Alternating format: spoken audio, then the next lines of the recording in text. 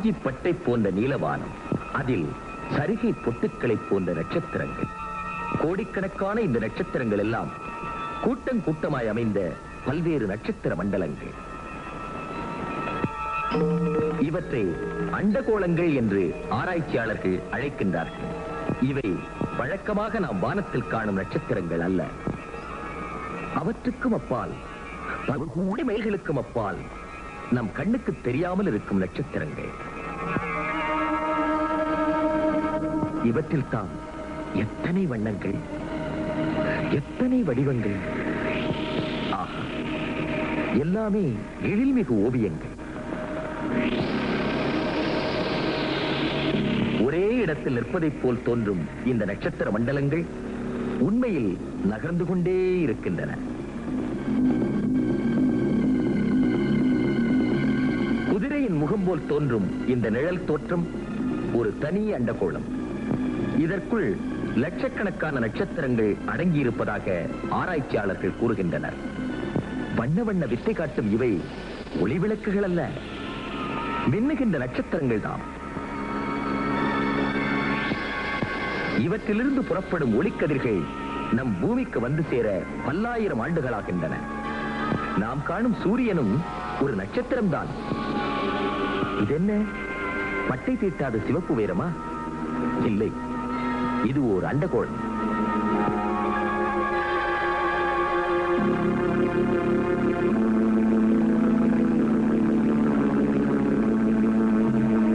இது எங்கே போகிறது?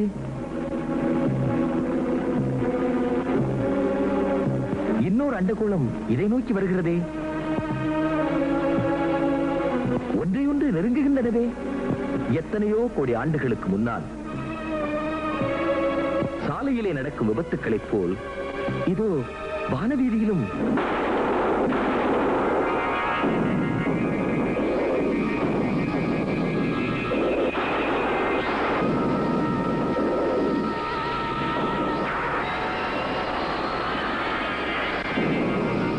இந்த பயங்கர மோதலின் விளைவாக சூரியனிலிருந்து தெரித்து விழுந்த ஒரு தீக்கோளம் தான் நாம் வாழும் இந்த பூமி.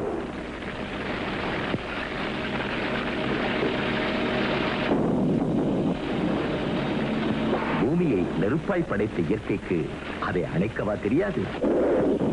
பெரும் மழை, இடைவிடாத மழை. லட்சக்கணக்கான ஆண்டுகளுக்கு இந்த மழை பொழிந்து கொண்டே இருந்தது.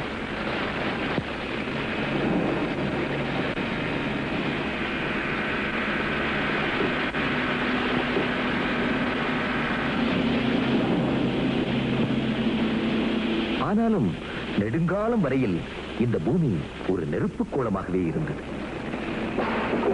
மழை தொடர்ந்தது. மலைகளும் கற்களும் தோன்றின.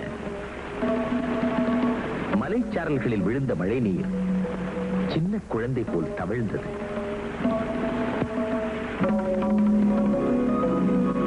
சிறுமியைப் போல் தளர்நடை போட்டது. குமரியைப் போல் துள்ளி குதித்தது. அருவிகளாய் சிரித்துக் கொட்டியது. ஆறுகளாய் பாய்ந்து ஓடியது.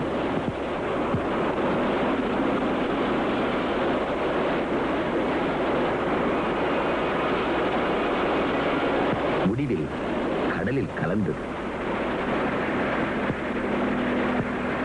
பூமியின் மேற்பரப்பு நீரால் நனைந்தது. நெருப்பு அணைந்தது. நிலமடந்தையின் உடல் குளிர்ந்தது. கோடிக்கணக்கான ஆண்டுகளுக்கு பிறகு பூமியில் தாவரங்கள் தோன்றத் தொடங்கின. காளான்கள். கல்மனதில் கூட இரக்கம் தோன்றுவதைப் போல கற்பாறைகளுக்கிடையே முளைத்த செடிகள்.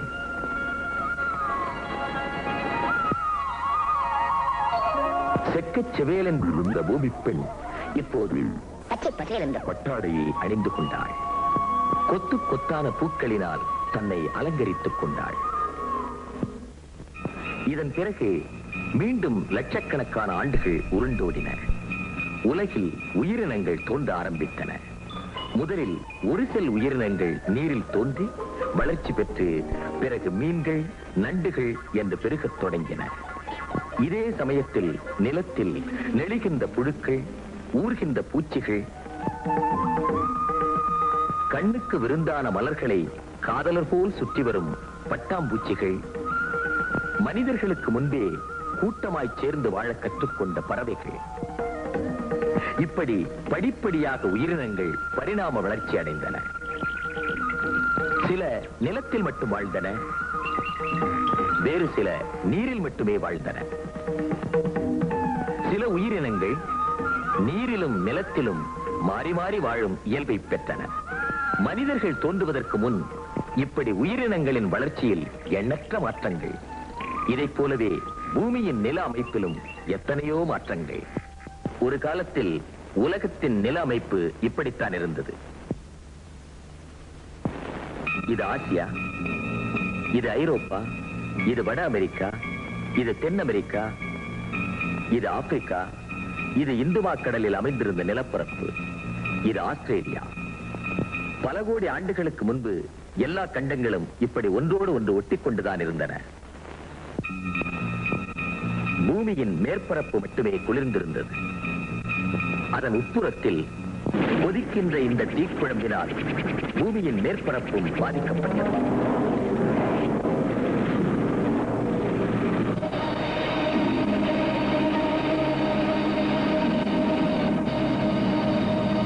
ஒன்றாயிருந்த நிலப்பகுதியில் பிளவுகள் தோன்றின. கண்டங்கள் கொஞ்சம் கொஞ்சமாய் விலகிச் சென்றன. வட அமெரிக்காவும் தென் அமெரிக்காவும் மேற்கு நோக்கி நகர்ந்தன.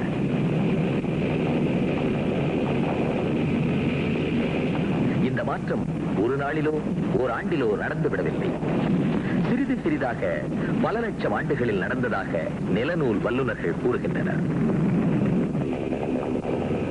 இந்த கண்டப்பெயர்ச்சிக்கு பிறகு பூமியின் மேலிருந்த நிலப்பரப்பு புதிய வடிவத்தை அடைந்தது. மேலும் பல லட்சம் ஆண்டுகள் ஓடின. 5 கோடி ஆண்டுகளுக்கு முன்பு இந்தியாவுக்கு தெற்கே இன்று இந்துமாக்கடல் இருக்கும் இடத்தில் பெரியதொரு நிலப்பரப்பு இருந்தது. கடலின் அடித்தளத்தை ஆராய்ந்த அறிஞர்கள் அங்கே உறங்கிக் கொண்டிருக்கும் அந்த பரந்த நிலப்பரப்பை இதோ நம் கண்முன்னே கொண்டு வந்து காட்டுகிறார்கள். இன்னொரு விந்தையான செய்தி, இந்தியாவுக்கு வடக்கே இன்று வானளாவ நிற்கும் இமயமலை அன்று இல்லை. அந்த இடத்தில் எங்கு நோக்கினும் கடலாகத்தான் இருந்தது. அப்போது நிகழ்ந்தது ஒரு அற்புதம்.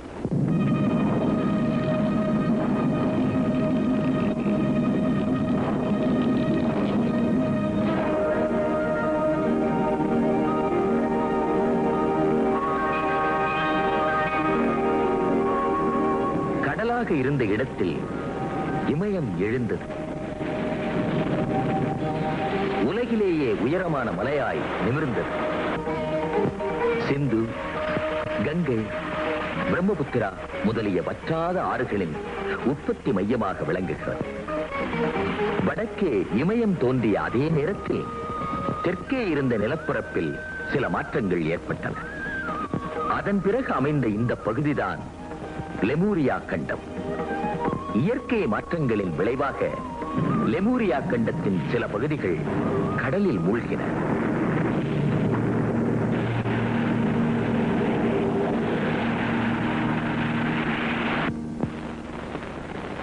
புதிதாக உருவெடுத்த இந்த நிலப்பகுதிதான் மானிடவியல் அறிஞர்கள் ஆர்வத்தோடு பார்க்கின்ற, இலக்கிய ஆசிரியர்கள் இன்முகத்தோடு பேசுகின்ற உலக நாகரிகத்தின் தொட்டில், வரலாற்று மாளிகையின் திறவுகோல், கவின் கலைகளின் பிறப்பிடம், கன்னித் தமிழ் முன்னோர்களின் இருப்பிடம், நாம் கொண்டாடி போற்றும் குமரி கண்டம். கல் தோன்றி மண் தோன்றா காலத்தே முன்தோன்றி மூத்த குடியினரான குமரிக்கண்டத்து தமிழர்கள்தாம் உலகின் பல பகுதிகளிலும் சென்று குடியேறினர். அங்கெல்லாம் தம் நாகரிகத்தை பரப்பினர்.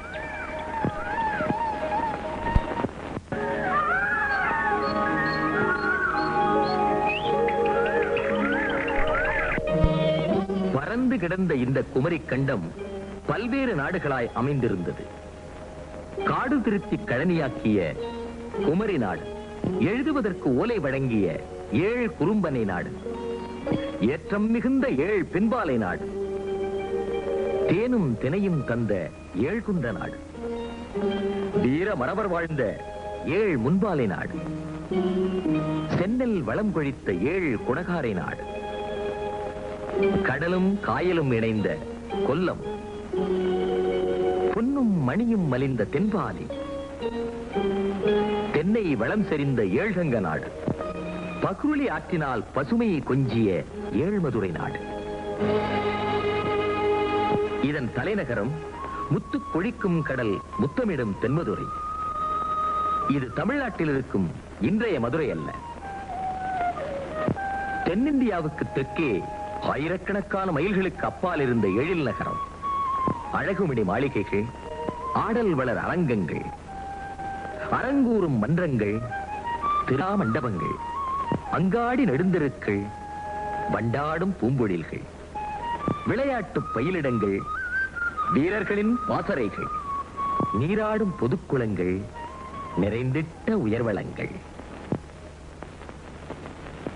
இத்துணை சிறப்புகளோடும் வாழ்ந்த இந்த திருநகரில் இயல் வளர்த்து இசை பரப்பி கன்னித் தமிழ் களிநடனம் புரிந்த மன்றம் இது. எண்ணற்ற இலக்கிய மலர்கள் பூத்து குலுங்கிய தமிழ் பூஞ்சோலை. இந்த தென்மதுரையில் தான் தேன்மதுர தமிழ் வளர்க்க முதல் தமிழ்ச் சங்கத்தை நிறுவினான் பாண்டிய மன்னன் காய்ச்சினவழுதி.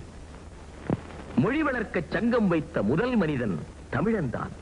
கவியாளும் புலவர்களுடன் கண்ணல் தமிழின் இனிமையை பருக புவியாளும் மன்னர்களும் ஒன்றாய் அமர்ந்திருந்தனர் அன்று. அவர்கள் அனைவரையும் ஆண்டது தமிழ் ஒன்றே. முத்தமிழ் வளர்த்த கைகளில் மன்னன் முத்துக்களை குவித்து மகிழ்ந்தான். பொற்காசுகளை வழங்கி பூரித்தான். செந்தமிழ் பாடல்களை இயற்றியவருக்கு செம்பவளங்களை பரிசளித்தான். காவியம் இயற்றிய கரத்தில் கங்கணத்தை பூட்டி களிப்படைந்தான். காய்ச்சினவழுதியால் நிறுவப்பட்ட இத்தமிழ்ச் சங்கம் பாண்டியன் கடுங்கோன் காலம் வரை 4440 ஆண்டுகள் தொடர்ந்து நடந்தது. முடிநாகராயர் முதலான 549 புலவர்கள் முதல் சங்கத்தில் இருந்தனர். எத்தனையோ பரிபாடல்கள், இணையற்ற முதுநாரை, இனிமை மிகுந்த முதுகுருகள், இப்படி எண்ணற்ற நூல்கள் இயற்றப்பட்டன. இவற்றோடு முதலாக பயண நூல் தோன்றியதே குமரி கண்டத்தில் தான். பல்லாயிரம் ஆண்டுகளுக்கு முன்பே பல நாடுகளுக்கும் தரை வழியாக சென்று வந்தான் பாண்டிய மன்னன் செங்கோன். அதனை தீந்தமிழில் பாடினார் தனியூர் சேந்தன் என்னும் புலவர். தமிழன் இயற்றிய உலகின் முதல் பயண நூலான இதன் பெயர் செங்கோன் தரைச்செலவு. இவன் நிலந்தரு திருவிற்பாண்டியன்.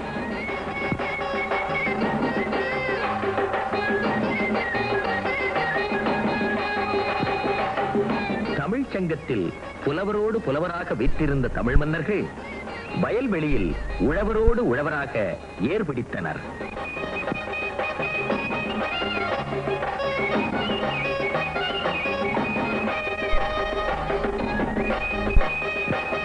ஆண்டுக்கு ஒருமுறை ஏர்பூட்டும் முதல் நாளில் மன்னர்கள் பொன்னேர் என்ற முன்னேர் நடத்தினர்.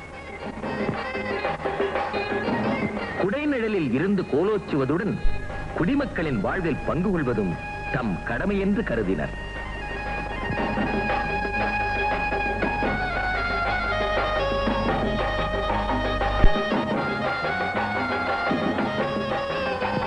சென்னல் கொழிக்கின்ற கழனிக்கு சீர் சேர்த்த தமிழ் மன்னர்கள் நன்முத்து கொழிக்கின்ற கடலிலும் தம் திறம் காட்டினர்.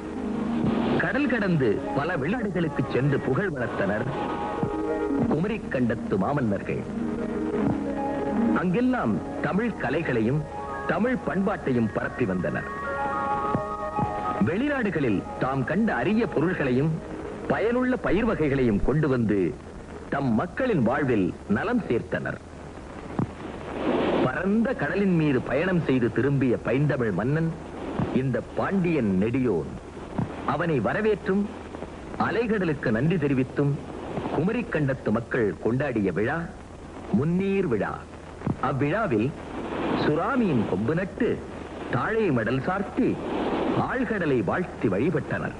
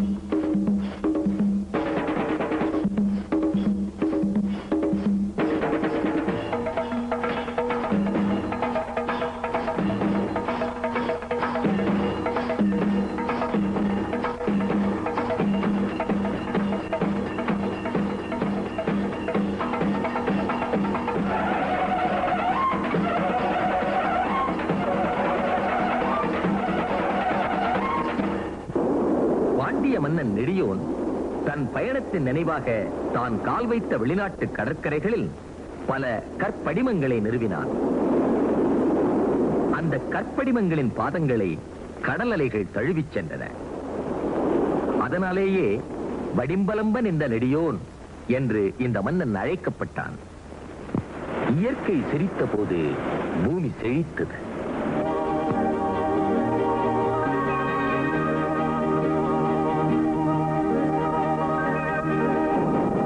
இயற்கை சீறிய போதோ நிலம் நடுங்கியது, கடல் பொங்கியது. பாரெங்கும் புகழ் பரப்பிய குமரிக் கண்டம் இப்படி ஒரு இயற்கை சீற்றத்துக்கு உள்ளாகியது. தமிழ் மக்களின் கலைப் பொருள்களும் சங்கத்தின் இலக்கிய சுவடிகளும் மூழ்கி மறைந்தன.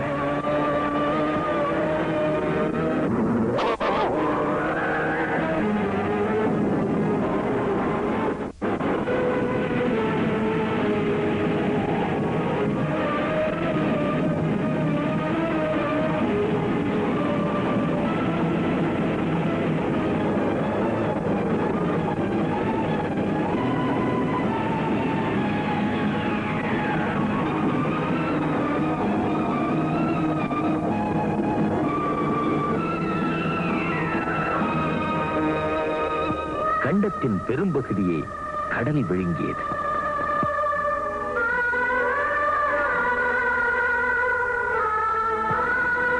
கடலில் அமிழ்ந்தது போக எஞ்சிய பகுதிகள் இவை.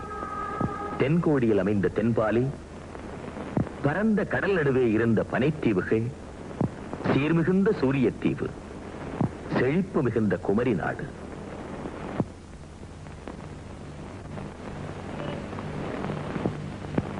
கடல் கொண்ட தென்மதுரைக்கு பிறகு குமரி நாட்டில் குமரி ஆற்றங்கரையில் புதிய தலைநகர் ஒன்றினை நிறுவினர் பாண்டியர்கள்.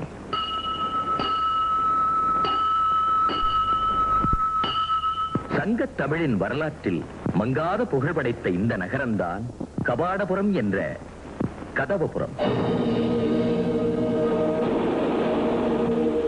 நெடிதுயர்ந்த மதில் சுவர்கள், நிமிர்ந்து நின்ற மாளிகைகள், நேரான நெடுந்தெருக்கள், முத்துக்களை அரைத்து சுவரெடுத்து பவளங்களை குழைத்து சாந்து பூசப்பட்டதோ என தோன்றும் அரண்மனை. கன்னி தமிழ் செழிக்க, கலைகளை வளர்க்க, வாழ்க்கையை நெறிவகுக்க தலைநகரான கபாடபுரத்தில் பாண்டியர்கள் ஏற்படுத்திய இரண்டாம் தமிழ்ச்சங்கம் இது. இதனை வெண்டேர் செழியன் என்னும் பாண்டிய மன்னன் நிறுவினான். அவனுக்கு பின்னர் எண்ணற்ற மன்னர்கள் 3700 ஆண்டுகளுக்கு மேலாய் இச்சங்கத்தை தொடர்ந்து நடத்தினர். இப்போது ஆண்டு கொண்டிருக்கும் மன்னன் பாண்டியன் திருமாறன்.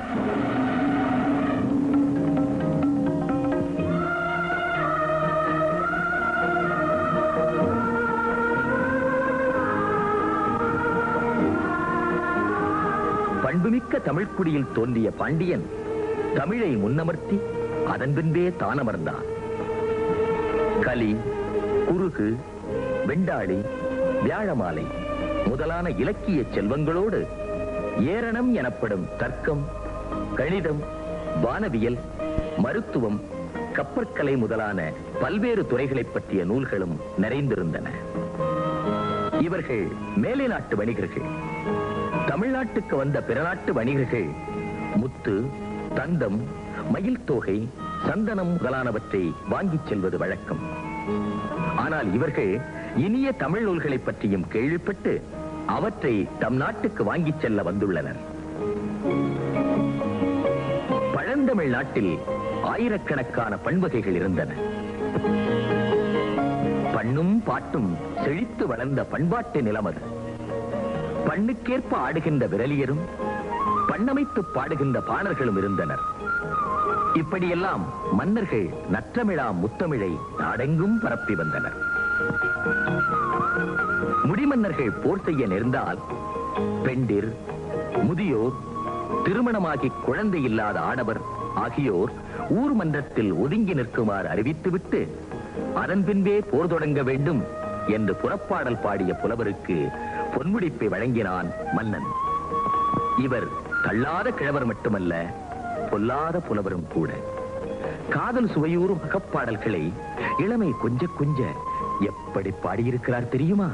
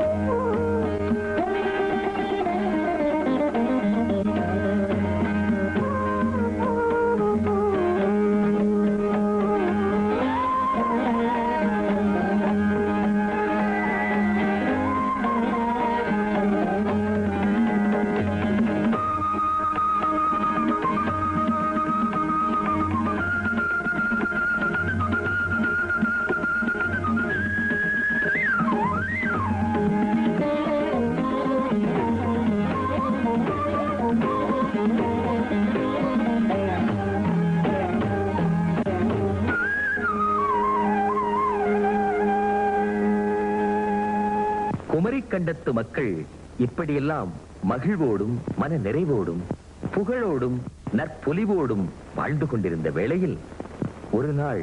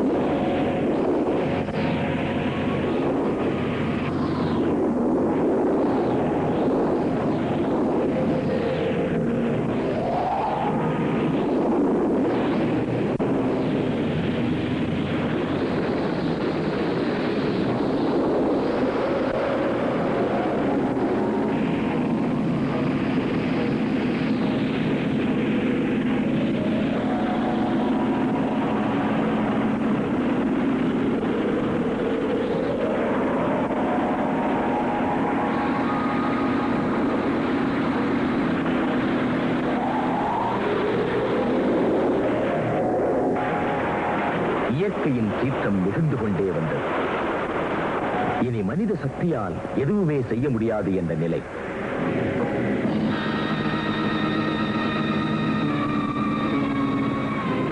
மணியும் பாண்டியனின் காலடியில் உருண்டோடின. அவற்றை பொருட்படுத்தவே இல்லை அவன். எல்லா செல்வங்களையும் இழந்தாலும் எதிர்கால சந்ததிக்காக இந்த தமிழ் செல்வங்களையாவது காப்பாற்றியே தீர வேண்டும் என்ற உறுதியோடு செயல்பட்டான் செந்தமிழ் வேந்தன்.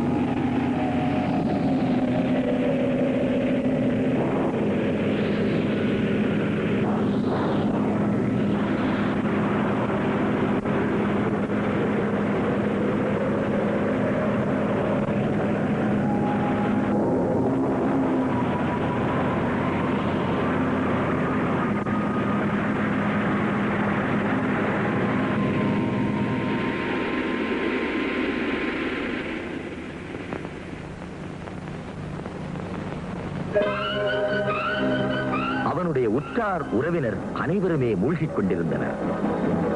தான் மட்டும் வாழ வேண்டும் என்று தப்பித்து வரவில்லை அவன். தமிழ் வாழ வேண்டும் என்று தவிப்புடன் தான் ஓடி வந்தான்.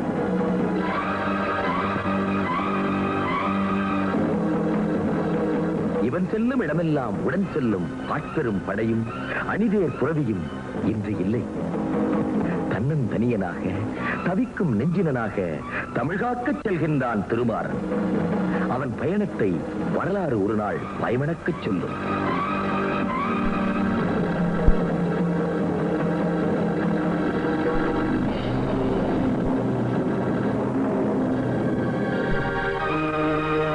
முடமான கையில் செங்குருதி, நெஞ்சிலோ முத்தமிழ் காக்கின்ற உறுதி.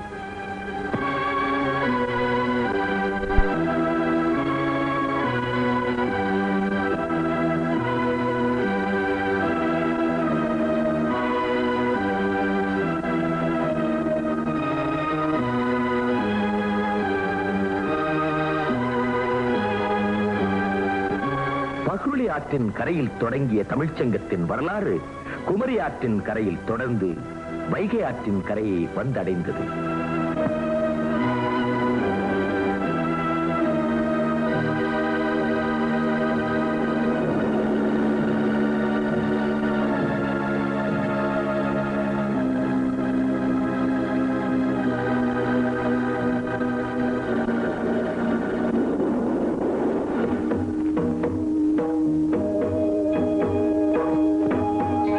தமிழன்னையின் திருவடிகளில் எஞ்சிய ஒலிச்சுவடிகளை வைத்தான் திருமாறன்.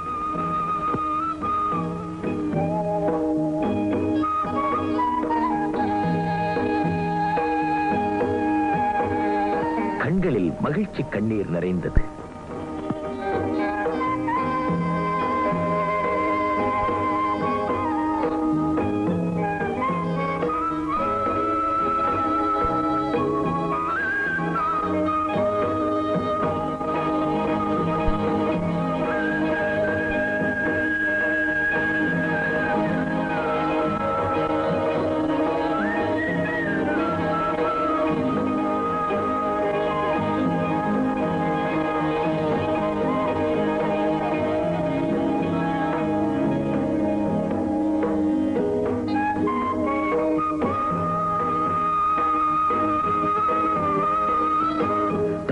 காக்கும் தன் பணியை தொடர்ந்தான். அமிழ்தான மதுரை திருநகரில் 3ஆம் தமிழ்ச்சங்கத்தை தொடங்கினான் பாண்டியன் திருமாறன். வாழ்க தமிழ்! வணக்கம்.